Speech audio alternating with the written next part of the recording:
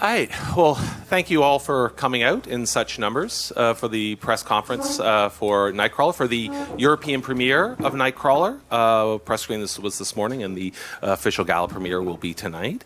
Like Deuce, the director and star of the film, Dan Gilroy, please. A round of applause for the man.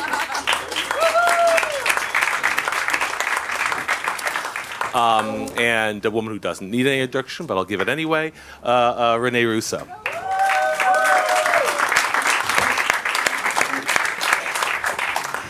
Well, I'll ask a couple of questions just because I'm here, and then I'll open it up to the floor. Maybe first, Dan, maybe explain how you got interested in this subject, this sort of freelance crime journalism in the underbelly of LA, and why you thought it would make a compelling story for a film. It started when I heard about a crime photographer who worked in New York City in the 1930s. His name is Ouija. He's actually, people who know photography collect him. And he was the first person to put a police scanner in a car and drive around and shoot photographs.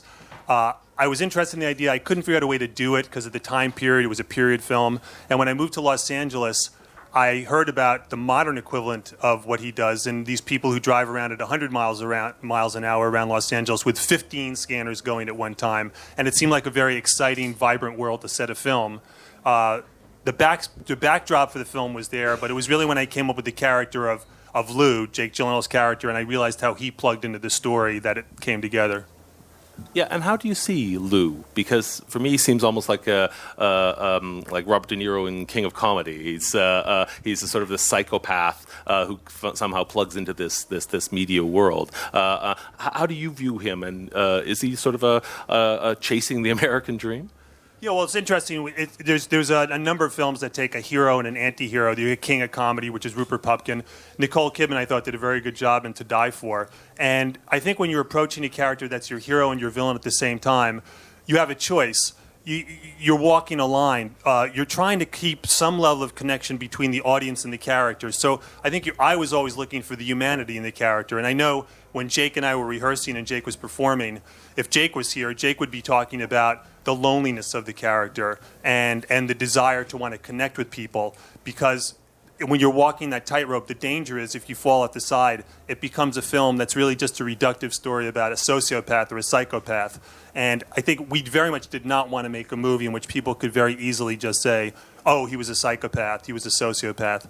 So I think all of us approached him from the point of view that he was a functioning human being on some levels, more than you might think.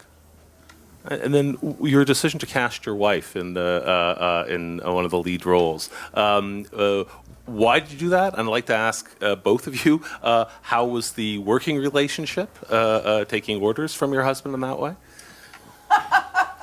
She doesn't normally take orders from me, but I wrote the part for her. And the reason I wrote the part for her is because just like we were always looking for the humanity in Jake's character, I was always looking for the humanity in the character of Nina, because I think on the page it would be easy to make the mistake of saying, oh, this is just a woman who's very aggressive in the workplace and hard-nosed. And I think women get a bad rap in the workplace. It's so easy to say, just to have that reductive label. And the reason Rene has the ability to present, for me, a powerful, strong woman, but there's a vulnerability, there's a human side to her that I think she transmits in her characters, and I've seen it before. And I thought it was crucial. And Rene, I thought, did an amazing job in showing this other side of the character, which she could talk about more eloquently than I could. Well, you pretty much did it, Danny. Oh, my microphone. Yeah. For me, it was, listen, Danny always says, I'm going to write you a part. I said, you know what, just write a script that's great. Don't think about me. So part of me said, yeah, okay, yeah, fine. And then he, he showed me the script. I was like, wow, what an amazing script and what a cool character, because she's colorful. And I never played a desperate character, but still tried to make her human. And I think that was a challenge, and I really enjoyed that. And the words are beautiful. It always starts on the page. If it's not on the page, it's not on the screen, and it was on the page, so it was great. And then working with Dan, it was wonderful. I mean, we didn't have any words. I guess the only thing I think the only thing in the beginning. I have no idea what she's about to say. He's really nervous now. No, I think in the beginning I couldn't get her. It was really hard for me, out of all the characters I've ever played, to really get her because, you know, there weren't a lot of scenes, and I wanted to sort of show different colors of her personality and kind of convey the terror really that she was going through. And so it really took me a while to walk that balance and figure it out. And I just kept saying to Danny, I don't have her. Let me ask you something I never asked you this question. Was that concerning to you in any way when I continually said, I really don't have her? It wasn't concerning because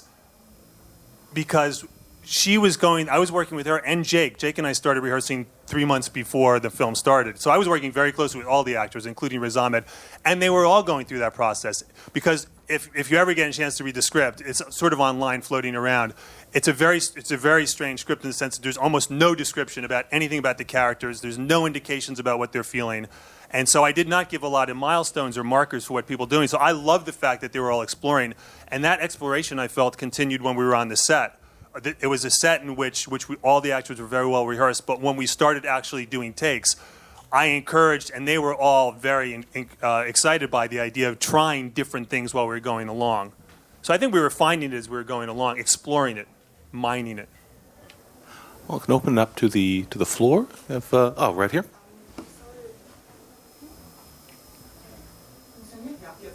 I'm sorry, mein stanowisko polnisches Radio, meine Frage auf Deutsch. Wie ist das moralisch? Für mich ist unser Ruf als Journalisten einfach schon ruiniert nach diesem Film. Wie sehen Sie das? I can translate as well. She said sort of the morality of this film, particularly from a journalist's perspective, because our reputation is completely destroyed after anyone sees this film. I mean, how do you see that? And maybe the position, she didn't quite ask this, but maybe the position also of journalists as you see them in this world. I was a journalist, and I've always been fascinated by journalism, and I have great respect for journalists. And just as we took the approach where we tried not to judge the characters and tried to find the humanity, I don't see journalism or the journalists in this film as the problem. I think what we tried to show is that there's a system in place in Los Angeles, but I think it applies also globally, in which people are drawn to news that's graphic and lurid, and ratings go up from a business standpoint when you show it, and that there are people who provide those images. So I never looked at her character as an evil person. I looked at her character as working for other people who demanded that she provide ratings, and she does that, and she does her best job that she can. Now, definitely she pushes the line, and it becomes dark in that sense that it casts some level of darkness on the profession. But I always imagined that if we did it properly, that people after watching the film would go a little farther and say, well, wait a minute. I, as somebody who watches television, am the final consumer of the product. So really, it's not journalism if I'm pointing a finger at. I'm ultimately trying to get the audience involved and say, well, I watch these images. I, too, am drawn to watching graphic images. What is just having some awareness about that within ourselves? It's such an enormous system, and I wouldn't even say it's not an enormous problem, but it's such an enormous system that there's no easy answers. There's no easy villains. So I was trying to objectively portray what I felt to be true. Yeah, right here. Yes. I was just wondering whether the last 3-4 minutes of the movie was really necessary just to bring it in front of the FBI to explain these things instead, you know. That a little bit, you know, for me, maybe it was overdue that now, again, we have the law that comes and has to explain it. While before that, it probably could have been cut. That was actually a story point because when Lou's character is outside the restaurant and he calls in on 911 and he says his name, I felt it incumbent to explain to the audience how he was going to get away with it. I always imagined that there would be people, if you didn't show that, who would say, well, what happened at the end? the police would definitely be interested in the fact that he had called it in and that policeman had been shot. And if I didn't have that scene, I think people would say, well, either he would go to jail because it looks like he's very guilty, and he is guilty. How would he escape the police and explain it? So I felt it was an important scene to explain that point. And also at the end to show that his character is just always the smartest person in the room. It's like a chess game all the time. He's always one move ahead of everybody that he's doing. So that's why it's in there.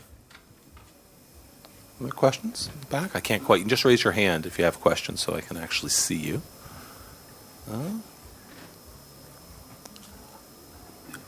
If not, I can ask maybe a question about your research into this. You said you initially got interested through a news photographer, crime news photographer of a different era. You came to LA and you found out that this sort of world existed. What sort of research did you do into that world to prepare for the movie, to write the script? Jake and I and Robert Ellsworth, our cinematographer, went out with the Nightcrawlers, with particularly one who was our technical advisor, and it's very painful. I mean, the night that we went out, the first night we went out, within an hour we were going 100 miles an hour to a scene. We got there before the police, and it was a horrific car accident in which 3 young girls had been ejected from a car at 80 miles an hour, and they were on the ground, and they were severely injured. I have a daughter. It was extraordinarily hard for me to look at. But the gentleman we were with very quickly and professionally brought out his camera, and he filmed it, and within 5 minutes he had edited it on the back of his car, and he had sold it for thousands of dollars. And Jake and I and Robert, in watching it, we didn't look at it as a moral situation, like, oh, he's a bad person for doing this. I think what impressed us was how professional he was. I mean, and he is a professional, because the story that he sold ultimately wound up leading the news that night in Los Angeles. So there's no question that what they do is newsworthy. It is being shown as news. So in watching them do it, now that was a very graphic image to me. I had trouble looking at it. The gentleman we were out with that night, he won't even remember that. That was 10,000 car accidents ago. So this is his life. He loves it. The people who do it are addicted to it. It's a little bit like a war. It's a little bit like every night they go out and they're surrounded by violence and they film it. And I think they like the adrenaline rush and the high. But it was a fascinating, emotionally painful experience to go out with them. Rene, how do you see your character in this world? Because initially she seems like she's resisting some aspects of the system. In the end, she seems almost a convert to the Nightcrawler world. How did you, in developing your character, how did you manage that transitioner? I mean, how does she justify herself? Your character justify herself in what she does? Well, I think I always have to look at my own life and where have I definitely crossed moral boundaries and why. And every time, I look back, or even today, and it always came out of fear of some kind of loss. So for me, it's not like, well, I'm just going to cross a boundary because. There's always a reason, and usually I'm afraid. So I think for Nina, yes, you're right. I think she was hesitant in the beginning for a lot of reasons. But that whole conversation in the restaurant where he said, you're at the lowest rated network and you're in jeopardy of losing your job and your health care. That would be tough. She's alone. I think she's lonely. She's supporting herself. And I think desperate people do desperate things. And I think that's slowly how you kind of justify things that really aren't right. And then I think, I leave it up to the audience to wonder if she knew exactly what Jake's character was up to. But I think that I always look at my own life and find those areas that I can then sort of then plug into the character. And so fear and desperation was pretty much it. Is this, do you think, you're the most unsympathetic character you've ever played? I think some people find her sympathetic and others don't. It's really interesting. I find there are women that go, oh my God, I love Nina, I totally got it. But they're looking at their own lives and probably thinking I'm either unemployed or I'm underpaid and I don't have health care, and I know I know what that feels like, and what would I do? What would I do? How important would that be to me? And so I think depending on where you are in your life, oddly enough, I find men find her less sympathetic than women, which is interesting. So I think that's what I love about the film, and what I love about her character is that some people are like, what a bitch, you know? And other people are like, oh my God, my heart went out to Nina. So that's interesting. And I think it just depends on where you are in your life or how you can relate to her or her situation. With you, did you always have Jake in mind for the lead role? I mean, how did that come about, that cast? When we finished the script, Jake was right at the top of the list. He wasn't available at first because he was attached to another project. But mercifully, that project fell apart within a month or two, and he read the script, and I flew to Atlanta where he was shooting Prisoners, and we had a 4-hour dinner, and we just connected creatively, and it was very quick after that, very fast. In fact, we started shooting a year ago tomorrow was when we actually started shooting the film, which in movie years, that's very fast. Most projects I've been involved in seem to take 5 to 10 years or longer to get off the ground. This one happened very quickly. And what was it? Just because you had the combination of script and actors lined up, or what? It was one of those things, to get a movie off the ground, 15 different things have to intersect at the same time. And we just got, I got lucky. Jake suddenly was available. Robert Elswit was available. The money suddenly appeared. We got the California tax rebate, which means we got to shoot in Los Angeles. It just, everything lined up. And what happens a lot of times when you sort of have a film that looks like it's going to go, you're about to go and one of the pieces falls out, and 3 weeks before shooting, it's like, oh, we're not going to go now. We're going to wait 6 months. But this one was just everything kept rolling along. And we weren't even supposed to get released in the fall. I mean, we got picked up at Cannes sort of very quickly, and it's just sort of all happened fast. Yeah, it is quite interesting to see a film like this go out at the U.S. because it is quite dark and it is quite critical. And I mean, you've been involved as a screenwriter on quite commercial projects as well. Is it more difficult, I don't know, selling a film like this, convincing it? I mean, compared to these guys who are working as Nightcrawlers, who are always selling the most lurid and explicit thing they can. This definitely isn't that, even though it shows these elements. Is it much more difficult to sell a type of project like this, to scale such a dark script? It's all ultimately based on the budget. The lower the budget, the easier it is to sell something. We made this film for $8.5 million in Los Angeles, which is fairly low given the budgets of a lot of films. And when the budget's that low, and we have somebody as big and talented as Jake Gyllenhaal and Rene to get the film financed, they look at the script, and yeah, there's dark material in it, but they also look at that it's a dark world that has to do with police and cars going quickly, and there's a shootout. I mean, I didn't put those in there to make it more commercial. It's just those are in there. So I think the financier is Bold, who I'm very happy with, who are really creatively involved in this. Open Road, that's doing a great job. Sierra Affinity. Everybody's just been very creatively supportive of what we're doing. They got behind the film, and I'm greatly appreciative of it. First of all, my name is Rene Russo. I studied cinematography. It's the best film of this festival so far. Thank you for that. And my question is about images, because how many was the film influenced by the film Collateral? I don't mean this in a negative way, but James Newton Howard also did the score for Collateral, and now he collaborates again with a film Who Plays in the Night. Right. Influence? When I'm from New York City, and I moved to Los Angeles 20 years ago, and I find Los Angeles to be a place of great physical beauty. I think it's just there are days where you can see the snow on the mountains, and you can see the ocean, and the wind is blowing in the ocean. It's just everything about it to me is beautiful, and particularly at night, you get this sense of a desert where you can see very far. And when Robert Elswit, the DP, and I sat down, we started talking about how Los Angeles is often portrayed in films as desaturated and a place of sort of cement and concrete and man-made and highways. So Michael Mann, Collateral, I mean, I think Michael Mann is shot Los Angeles as brilliantly as any director ever.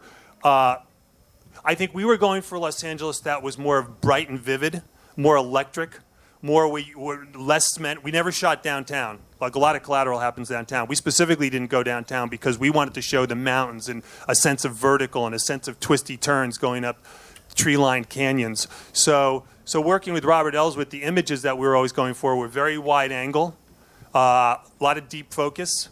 We were going like to 14 millimeter lenses, very wide angles, pretty much as wide as you could go, to try to bring as much of the landscape in as possible. Again, because if Jake was a coyote moving through the film, it was almost like shooting a documentary. We wanted the landscape that he moved through to look like a wilderness, like a beautiful, vibrant we wanted to shoot it counter to the morality of the film. Like, it's a dark film from a morality standpoint, but we wanted the visual landscape to be counter to that, to be beautiful.